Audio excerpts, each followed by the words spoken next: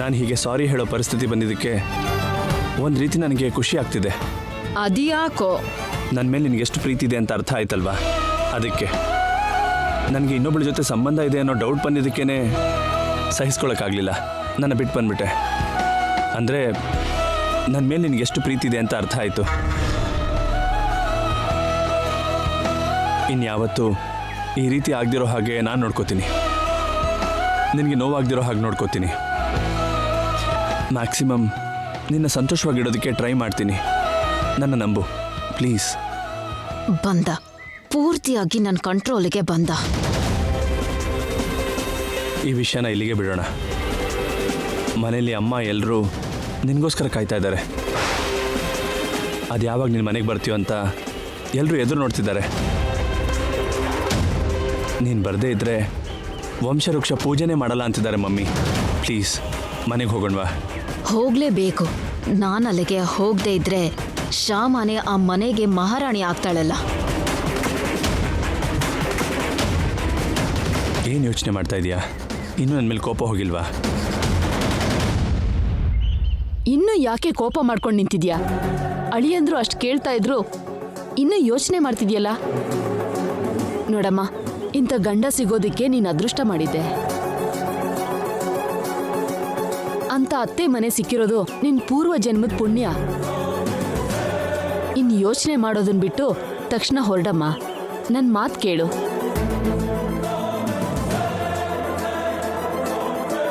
ಸರಿ ಮಮ್ಮಿ, ಮನೆಗೆ ಹೋಗ್ತೀನಿ.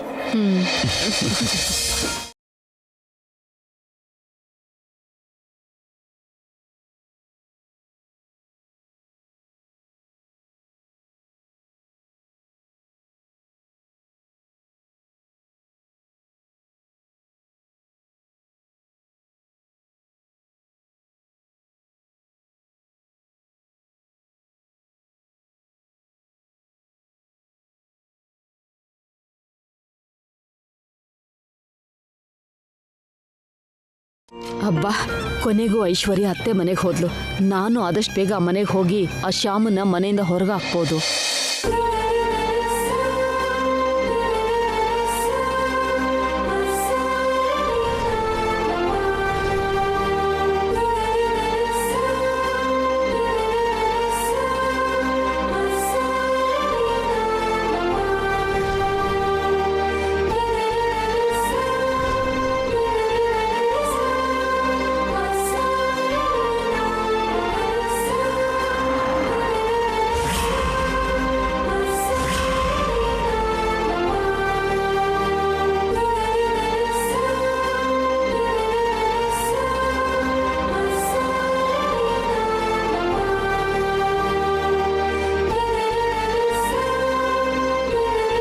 ಏನ್ರಿ, ಒಂದ್ ನಿಮಿಷ ಕಾರ್ ನಿಲ್ಸಿ.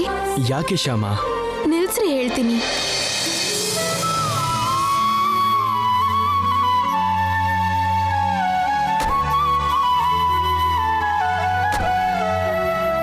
ಏನ್ ಬೇಕು ಶ್ಯಾಮ?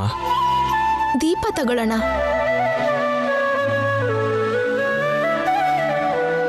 ಇವತ್ತು ಕಾರ್ತಿಕ ಪೌರ್ಣಮಿ ಅಲ್ವಾ, ದೀಪ ಹಚ್ಬೇಕು. ಆಲ್ರೆಡಿ ಮಮ್ಮಿ ದೀಪ ತರಿಸಿರ್ತಾರಲ್ವಾ ಶ್ಯಾಮ? ಹೌದು, ಅತ್ತೆ ತಂದಿರ್ತಾರೆ. ಆದ್ರೆ ಇವನ್ನು ತಗೊಳ್ಳೋಣ. ಮತ್ತೆ ಇದು ಯಾಕೆ ಬೇಕು? ನಿನಗೋಸ್ಕರ ಸ್ಪೆಷಲ್ ಆಗಿ ತಗೋತಿದ್ಯಾ? ನಿಮ್ಗೋಸ್ಕರ ಸ್ಪೆಷಲ್ ಆಗಿ ತಗೋತಿದ್ದೀನಿ.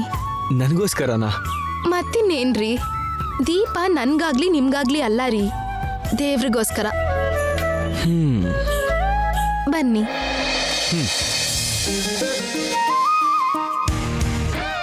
ಎಷ್ಟಣ್ಣ ಡಜನ್? ಡಜನ್ 165 ಅಮ್ಮ. ನಿಮಗಾದ್ರೆ 100 ರೂಪಾಯಿ ಕೊಡ್ತೀನಿ. ಸರಿ, 4 ಡಜನ್ ಕೊಡಿ. ಸರಿನಮ್ಮ.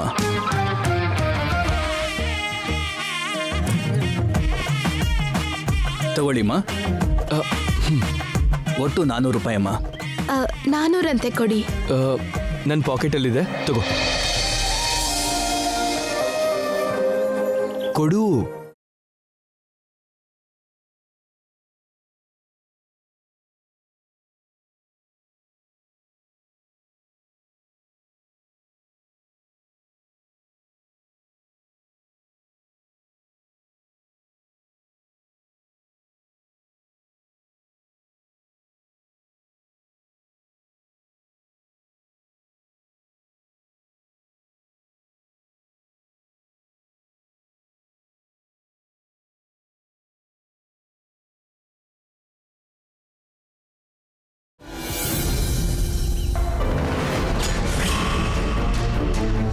ಓಪನ್ ಮಾಡಿ ಸರ್ವಿಸ್ ಮಾಡಿದ್ವಿ, ಆದರೂ ಸರಿ ಹೋಗಲಿಲ್ಲ ಸರ್.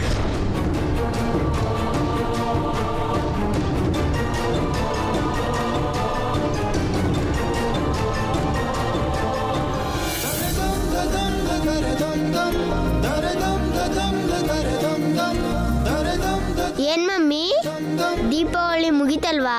ಮತ್ತೆ ದೀಪ ರೆಡಿ ಮಾಡ್ತಿದ್ಯಾ? ಇನ್ನೊಂದ್ ದೀಪಾವಳಿ ಬಂತೇನೋ. ಇನ್ನೊಂದು ದೀಪಾವಳಿ ಅಂದ್ರೆ? ಅದೇ ಮಮ್ಮಿ, ಮತ್ತೊಂದ್ ದೀಪಾವಳಿ ಹಬ್ಬ ಬಂತೇನೋ ಅಂತ ಅನ್ಕೊಂಡ್ವಿ. ಅಷ್ಟೆಲ್ಲ ದೀಪಾವಳಿ ಬರಲ್ಲ ಕಂದ, ವರ್ಷಕ್ಕೆ ಒಂದೇ ಸಾರಿ ದೀಪಾವಳಿ ಹಬ್ಬ ಬರೋದು. ಹೌದಾ? ಮತ್ತೆ ದೀಪ ಯಾಕೆ ಇಡ್ತಿದ್ದೀರಾ? ಇವತ್ತು ಕಾರ್ತಿಕ ಪೌರ್ಣಮಿ. ದೀಪಾವಳಿ ದಿನ ಹೇಗ್ ದೀಪಗಳನ್ನ ಇಡ್ತೀವೋ ಇವತ್ತು ಕೂಡ ಹಾಗೆ ಮನೆ ತುಂಬಾ ದೀಪಗಳನ್ನ ಇಡ್ಬೇಕು. ಮನೆ ಸೊಸೆಯಂದ್ರೆಲ್ಲ ಸೇರಿ ಹಾಗೆ ದೀಪಗಳನ್ನ ಇಟ್ರೆ ಮನೆ ಕಳೆಯಾಗಿರುತ್ತೆ. ಆದ್ರೀಗ ಮಮ್ಮಿ ಒಬ್ರೇ ಇರೋದು, ಐಶ್ವರ್ಯ ಚಿಕ್ಕಮ್ಮ ಶ್ಯಾಮ ಚಿಕ್ಕಮ್ಮ ಇಲ್ವಲ್ಲ? ಅವರು ಬರ್ತಿದಾರಮ್ಮ. ಶ್ಯಾಮ ಚಿಕ್ಕಮ್ಮ ಫೋನ್ ಮಾಡಿದ್ಲು, ದೀಪಗಳನ್ನ ಇಡೋ ಟೈಮಿಗೆ ಬಂದ್ಬಿಡ್ತೀವಿ ಅಂದ್ಲು. ಹಾಗಾದ್ರೆ ಓಕೆ, ನಾವು ಹೆಲ್ಪ್ ಮಾಡ್ತೀವಿ.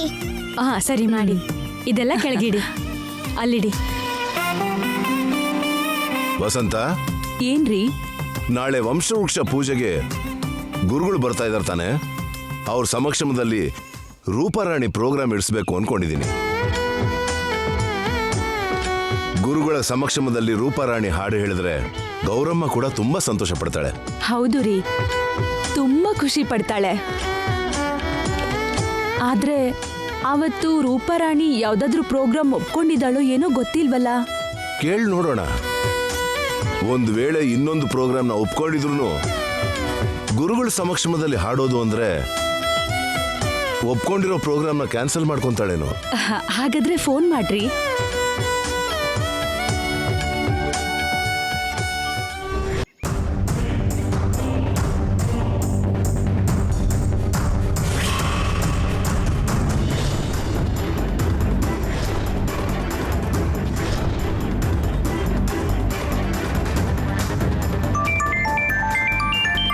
ಇದೇನು ಆನಂದ ವರ್ಮಾ ಅವ್ರು ಫೋನ್ ಮಾಡ್ತಾ ಇದ್ದಾರೆ. ಹಲೋ ಅಣ್ಣ. ಹಲೋ ಗೌರಮ್ಮ, ಚೆನ್ನಾಗಿದ್ಯಮ್ಮ? ಚೆನ್ನಾಗಿದ್ದೀನಿ ಅಣ್ಣ, ನೀವು ಹೇಗಿದ್ದೀರಾ? ನಾನು ಚೆನ್ನಾಗೇ ಇದ್ದೀನಿ. ನಾವು ಮಾಡ್ತಿರೋ ವಂಶವೃಕ್ಷ ಪೂಜೆ ದಿನ ಗುರುಗಳು ಬರ್ತಾ ಇದ್ದಾರೆ. ಆವತ್ತು ಗುರುಗಳ ಸಮಕ್ಷಮದಲ್ಲಿ ನಿಮ್ಮ ರೂಪರಾಣಿ ಪ್ರೋಗ್ರಾಮ್ ಇಡಿಸೋಣ ಅಂತ ಅನ್ಕೊಂಡಿದ್ದೀನಿ. ಆಗುತ್ತಾ? ಖಂಡಿತ ಆಗತ್ತೆ ಅಣ್ಣ. ಅಲ್ಲ, ಅವತ್ತೇ ನೀವೇನಾದ್ರೂ ಬೇರೆ ಕಡೆ ಪ್ರೋಗ್ರಾಮ್ ಒಪ್ಕೊಂಡಿದ್ದೀರೇನೋ? ಒಪ್ಕೊಂಡಿದ್ರು ಕೂಡ ಅದನ್ನ ಕ್ಯಾನ್ಸಲ್ ಮಾಡ್ಕೊಂಡು ಬಂದು ಗುರುಗಳ ಮುಂದೆ ನಮ್ ರೂಪಾರಾಣಿ ಹಾಡ್ತಾಳೆ ಅಂತ ಅದೃಷ್ಟ ಮತ್ತೆ ಮತ್ತೆ ನಮ್ ರೂಪಾರಾಣಿಗೆ ಸಿಗತ್ತಾ? ಓಕೆ ಅಮ್ಮ, ಥ್ಯಾಂಕ್ ಯು. ಅಯ್ಯೋ, ನಮ್ಮಲ್ಲೆಲ್ಲ ಥ್ಯಾಂಕ್ಸ್ ಯಾಕಣ್ಣ. ಇಡ್ತೀನಿ. ಒಳ್ಳೇದು.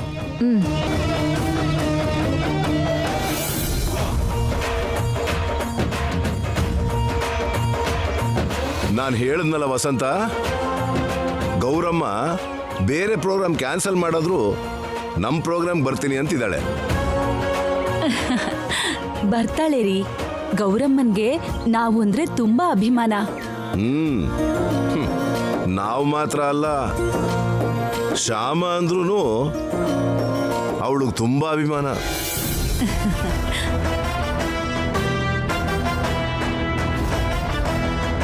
ಸಾರಿ ಶ್ಯಾಮ, ರೂಪರಾಣಿ ಪ್ರೋಗ್ರಾಮ್ ಏರ್ಪಾಟ್ ಮಾಡಿದಾಗ್ಲೆಲ್ಲ ಅವರಿಂದ ನಿನ್ಗೇನೋ ತೊಂದರೆ ಆಗ್ತಾನೆ ಇದೆ. ಆ ತೊಂದರೆ ಏನು ಅಂತ ತಿಳ್ಕೊಳ್ಳೋಕೆ ಈ ಪ್ರೋಗ್ರಾಮ್ ಏರ್ಪಾಟ್ ಮಾಡದೆ ಹೊರತು ನಿನಗೆ ತೊಂದರೆ ಕೊಡಬೇಕು ಅಂತ ಅಲ್ಲಮ್ಮ.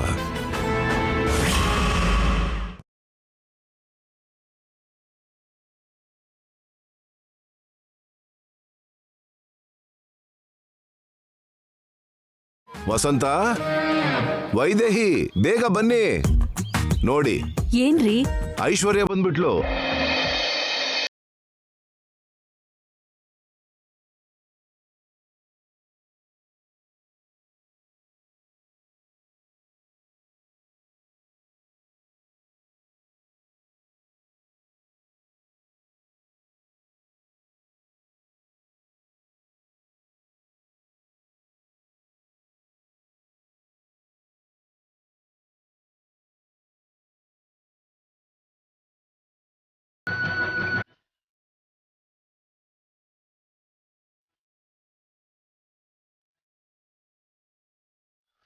Thank you Aishwarya, thank you very much.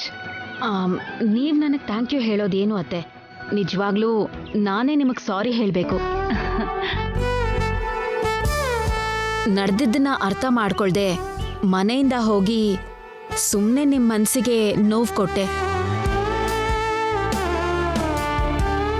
ಸಾರಿ ಮಾವ. ಪರವಾಗಿಲ್ಲಮ್ಮ, ನಿಜ ಗೊತ್ತಾದ್ಮೇಲೆ ವಾಪಸ್ ಬಂದಲ್ಲ, ನಮ್ಗಷ್ಟು ಸಾಕು. ಕಾರ್ತಿಕ ಪೌರ್ಣಮಿ ದಿನ ನಮ್ಮನೆ 3 ಜನ ಸೊಸೆರು ಮನೇಲಿರೋ ಅದೃಷ್ಟ ನಮಗ್ ಸಿಕ್ಕಿದೆ ಅಂದ್ರೆ ಅದಕ್ಕೆ ಕಾರಣ ಶ್ಯಾಮಾರಿ.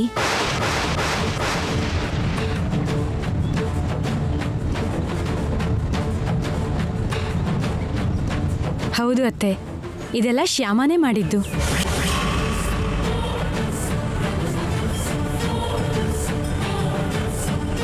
ತವ್ರ ಮನೆಗೆ ಹೋಗಿದ್ದ ಐಶ್ವರ್ಯನ ವಾಪಸ್ ಕರ್ಕೊಂಡು ಬಂದಿದ್ದಲ್ದೆ ಎಷ್ಟೋ ವರ್ಷದಿಂದ ಅಖಿಲ್ಗಿರೋ ಕತ್ಲೆ ಭಯನೂ ದೂರ ಮಾಡಿದ್ದು ನಮ್ ಶ್ಯಾಮನೇ.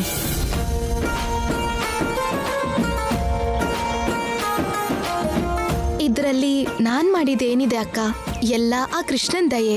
ಆ ಕೃಷ್ಣನೇ ನಿನ್ ರೂಪದಲ್ಲಿ ಬಂದು ನಮ್ಮ ಮನೇಲಿ ಸಂತೋಷನ ತುಂಬಿದಾನಮ್ಮ.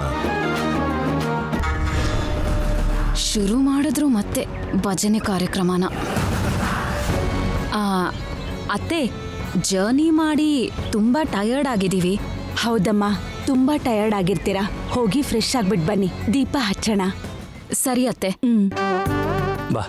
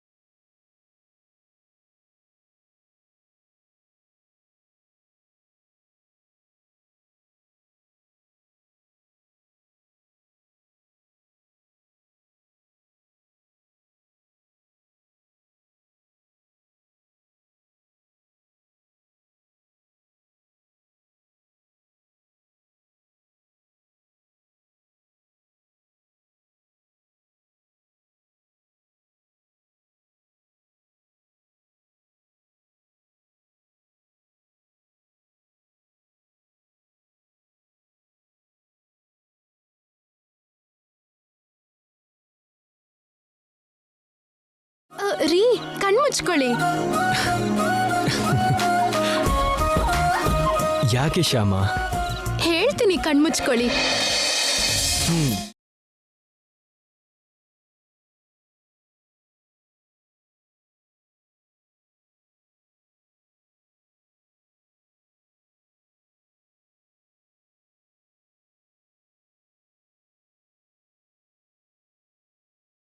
ಎಲ್ಲಿ ಈ ಕಣ್ಬಿಟ್ ನೋಡಿ.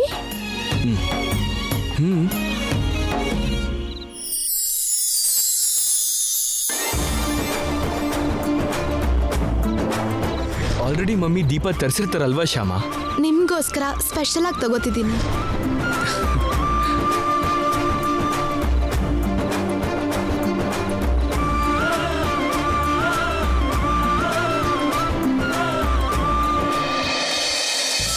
ಮಾರ್ವೆಲಸ್ ಶ್ಯಾಮ.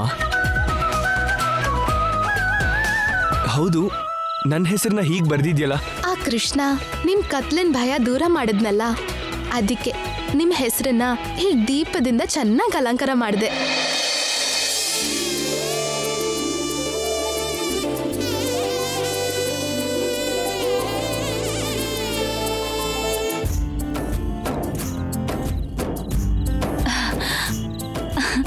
ತುಂಬಾ ಚೆನ್ನಾಗಿದೆ ಶ್ಯಾಮ. ಕೃಷ್ಣನ್ ಮುಂದೆ ನಿನ್ ಹೆಸರು ಹಾಗೆ ದೀಪದಿಂದ ಬೆಳಗ್ತಿದ್ರೆ ಶ್ಯಾಮನ್ ಮುಖನೂ ಹೇಗ್ ಬೆಳಗ್ತಿದೆ ನೋಡು. ಈ ಸಂತೋಷದ ಸಮಯದಲ್ಲಿ ಬಾಯಿ ಸಿಹಿ ಮಾಡ್ಕೋಬೇಕು. ಆನು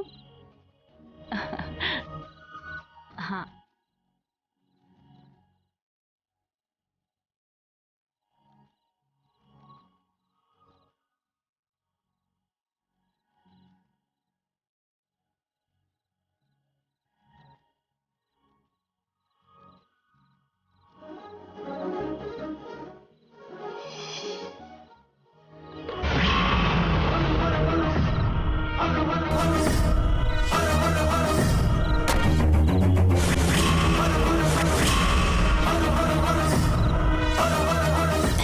ಇವ್ರು ಯಾಕೆ ಬಂದ್ರು? ಅಮ್ಮವ್ರೆ, ಏನಮ್ಮವ್ರೆ ಹೀಗೆ ಸಡನ್ ಆಗಿ ಬಂದ್ರಲ್ಲ? ಹಾಡಿನ ಪ್ರೋಗ್ರಾಮ್ ಇದೆಯಲ್ಲ,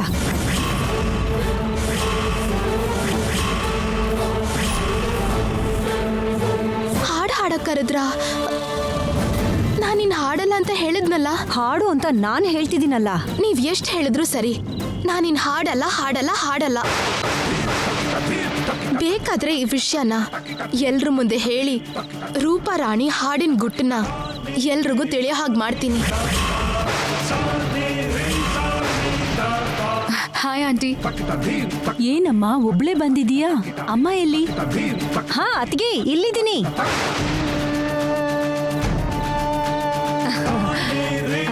ಓ, ಶ್ಯಾಮ ಹತ್ರ ಮಾತಾಡ್ತಿದೀಯಾ?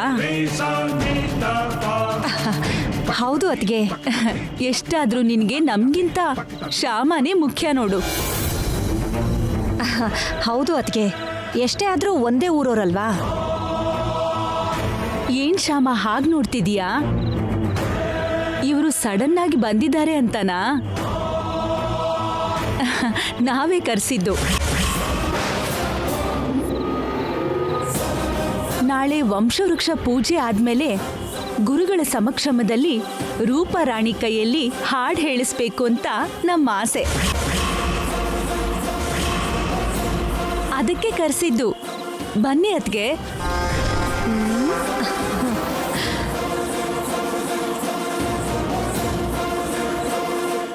ಬನ್ನಿ. ಹಾ ಸರಿ ಅತ್ಗೆ.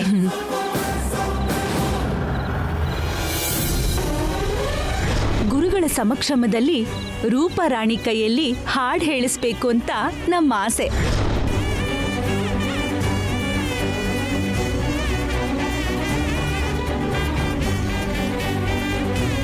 ಏನ್ ಶ್ಯಾಮ ಇದು?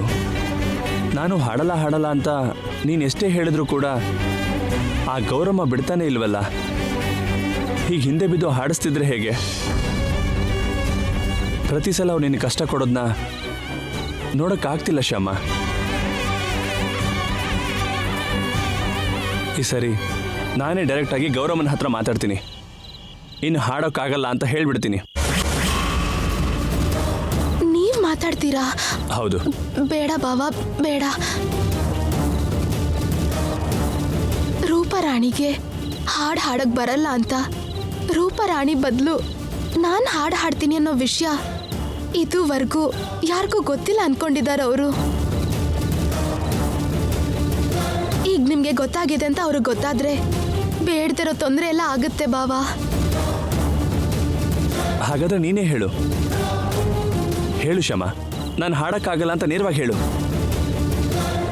ವಂಶವೃಕ್ಷ ಪೂಜೆ ದಿನ ಗುರುಗಳ ಮುಂದೆ ರೂಪಾರಾಣಿ ಹತ್ರ ಹಾಡಿಸ್ಬೇಕು ಅಂತ ಅತ್ತೆ ಮಾವ ಅವ್ರನ್ನ ಕರೆಸಿದ್ದಾರೆ. ಅದಕ್ಕೆ ಹೇಗೆ ಹೇಳಬೇಕು, ಏನು ಮಾತಾಡಬೇಕು ಅರ್ಥ ಆಗ್ತಿಲ್ಲ. ಹಾಗಂತ ಹೇಳ್ದೆ ಸುಮ್ಮನಿರಕ್ಕಾಗತ್ತಾ ಹೇಳು? ಹೇಳಬೇಕು, ಖಂಡಿತ ಹೇಳಬೇಕು.